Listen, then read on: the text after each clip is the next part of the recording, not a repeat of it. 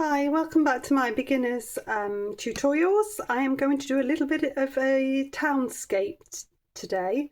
So you get to play around with the colours in the sky and also doing some shapes for distant buildings and foreground buildings. So I'm coming on, this is Saunders Waterford 8th Imperial size, a rough paper. I have got a round number 10, a round number 6 and a rigger that I'm using today. This is a round number 10 currently. And a set of Cotman paints, which I'll pop a link in the description. So you can have a look at those if you want to. Okay, so I'm wetting all of the paper thoroughly. I'm going to get a nice colour for the sky in to start with. So the colours that I've got in here, I've got cadmium yellow. So we're going to start with that. I'm using a vertical stroke. This is unusual for a sky, but because we're doing the townscape, I'm going to go this way. So I'm loading my brush up with the water, coming in with the cadmium yellow. I want a nice soft glow. If you haven't got cadmium yellow, raw sienna would work perfectly. It's really what I've got in this palette that I'm using for this beginners series, because I know often for beginners you don't have the right colours. So this is alizarin crimson. If you didn't have a alizarin crimson, you could use cadmium red, you could use permanent rose. I'm just making sure I've got plenty of water on this brush so that I've got a nice flow and that it's not too, I don't want it to be too stripy. I don't want it to be too bold. This is going to create a nice muted sky. Okay, the last colour that I'm going to come in with is some ultramarine. I think most of the time these kits all have ultramarine in, but cobalt blue would work. And I'm changing the stroke now. So this stroke now is more of a vertical U. There's little smiles in the sky. So I'm starting to blend these colours together, so I'm getting a nice muted sky, and this is like little wispy bits of cloud. Tiny bits of ultramarine going onto the brush, and as I come down to the yellow, I am not going to dip my brush back into the ultramarine, also I will end up with green. But basically the mix of the alizarin and the yellow will create a nice muted grey, which you can see happening there. Okay, so I'm going to dry this off. Okay, so that's nicely dry now. And I'm going to stick with those three colours that I've used. I'm not going to go to any other colour. So this is the alizarin crimson. So I'm dabbing in with a bit of water, my round number 10. And a little bit of the cadmium yellow. And the tiniest bit, you can see that on my brush, tiniest bit of ultramarine blue, another tiny bit. There we go. So I've got a lovely muted browny grey. What I'm going to start to do is to create some distant buildings and some distant trees. So the first thing I'm going to do is come in with a church steeple. So I can do that.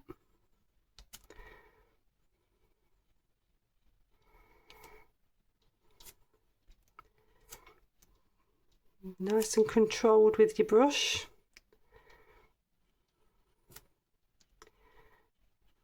You're just going to place in lines, knowing that these lines at the bottom will be overlapped. So you don't have to be too concerned about with what's happening at the bottom. Then I want a few shapes of buildings.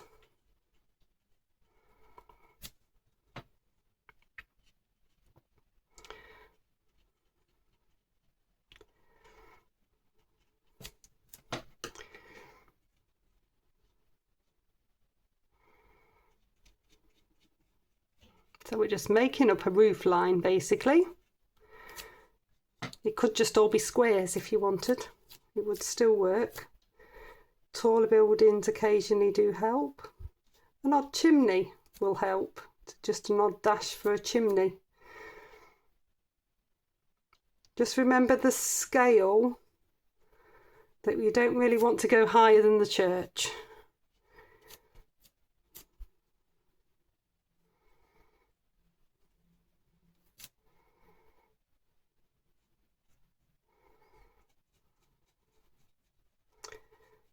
So I've got a few buildings appearing, and then I can also, with that same mix, this is on my round number 10, I'm going to hold my brush flat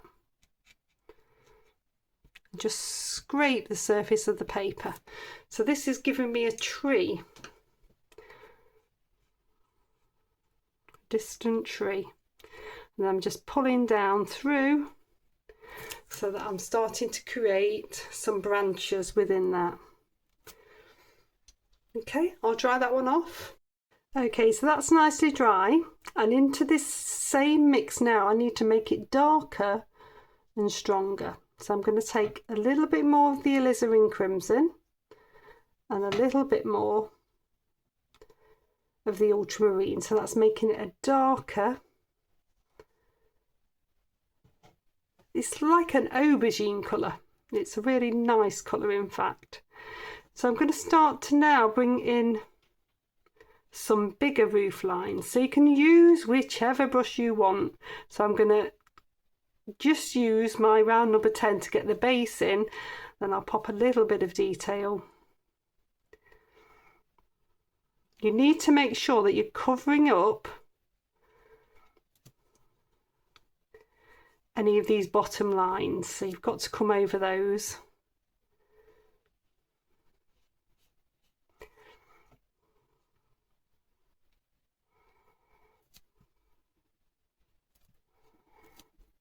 It can be quite rustic. It's amazing what holds together as roof lines.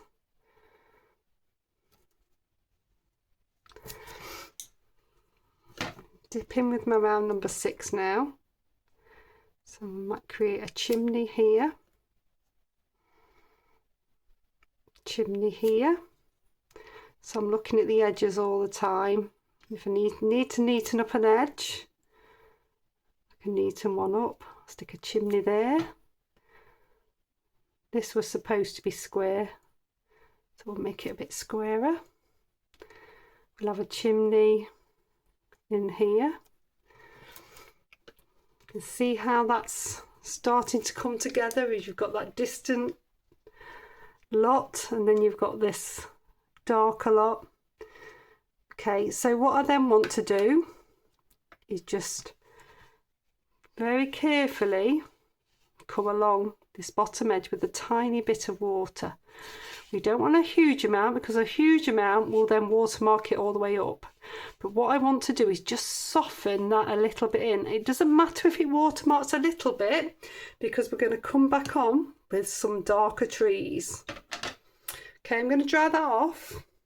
Okay, so I've dried it off, and what I've done now is started to run down the left-hand edge of each of these chimneys, and I'm actually going to pop a bit of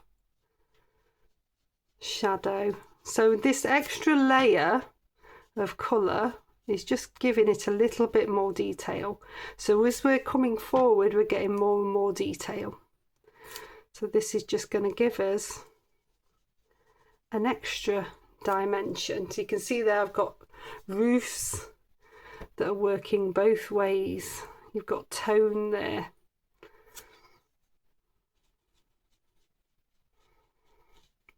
Doesn't have to be a lot, just enough that it holds together as having different sides, because we're working backwards.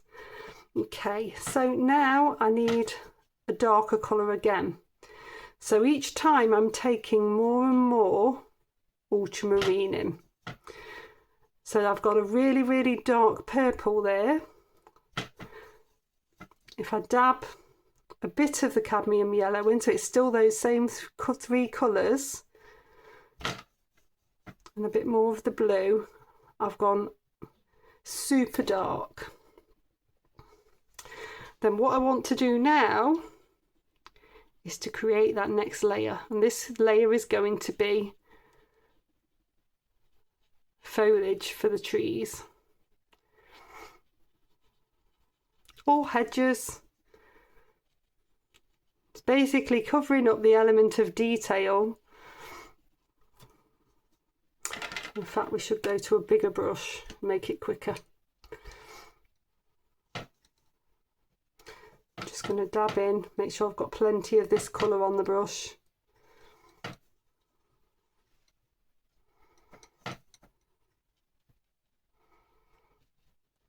So the quicker that we can get this filled in, the better. So what we don't want is for this line to dry at the bottom. So this line at the bottom needs to be kept moving. So that's either a bigger brush or smaller areas and work across.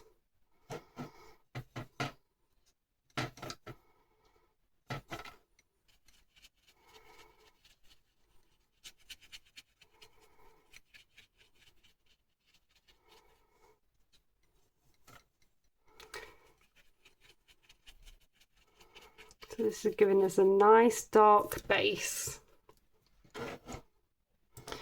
If I come back in with my round number 6, I just want to get a nicer edge on these trees.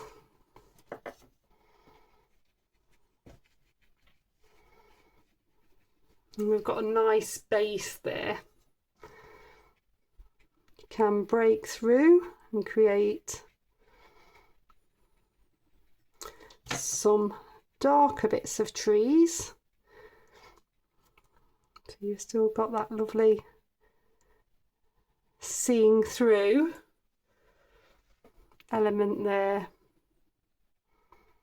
Okay, I'm going to dry that one off. Okay, so that's nicely dry, and now we just want to add a bit of texture into this foliage. So I've loaded that brush up with the dark, and I'm going to hold it flat, and I'm scraping the paper. So this is called dry brushing, and it's going to catch the surface of the paper, but it's going to give a really nice texture. So it's holding it flat and using the side of the brush to gain a really nice texture to that foliage in the foreground. You don't want that to look too flat. You can come all the way up to the top of that foliage, or you can leave it a little bit further down. It's a good technique to practice. Okay, so I'll dry that off and take the tape off. In fact, just before I take the tape off, I've just thought that I can show you a different technique as well within this, which is going to add dimension. So this is with my rigger, I'm painting in water. So this is nicely dry now, and this water is going to sit on the surface, and then when I dab over, it will lift out some lovely lighter branches. So it's giving an extra dimension into this foreground. I've done a couple already, just either side, just so you can see, but you just want to vary where they are so you don't end up with a pattern. And just popped a few on, and then with a bit of kitchen towel, I just want you to dab them off, and it will lift the paint and show the colour from underneath, and it just gives an extra little bit of texture in there. So there we go, a beautiful little townscape where you can practice the glow of the sky and the distant buildings, those receding with the colour, and using those same 3 colours you can create a really nice pretty picture. So if you enjoyed today, please do like, subscribe and share. I'll pop a playlist here for my other beginner tutorials, and I shall see you next time. Bye.